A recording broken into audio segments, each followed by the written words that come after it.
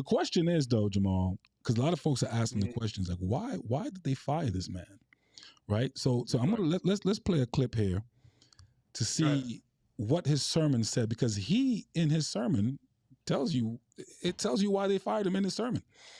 So let's take a look at his sermon real quick, and we're gonna react to that.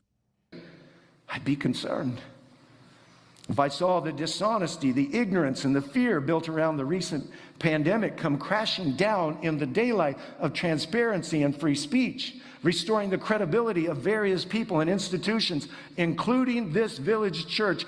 I might be beside myself. Do you know there was a lady who worked for Blue Cross Blue Shield, just awarded $12 million on November 9. There's 180 other people lined up in that same organization, and you can bet the lawyers are wringing their hands, thinking, what do we do? Do we appeal this, or do we just settle it and figure out how to settle with 180 other people from one company? Yes, it was good for Facebook to say they were sorry and colluded with the government.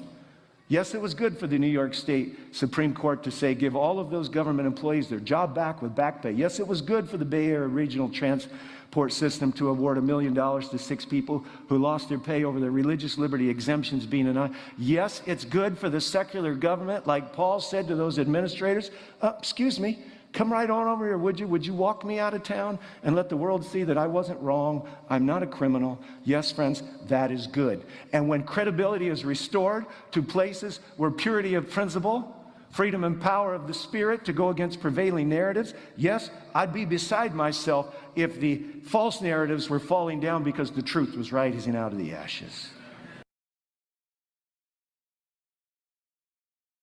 So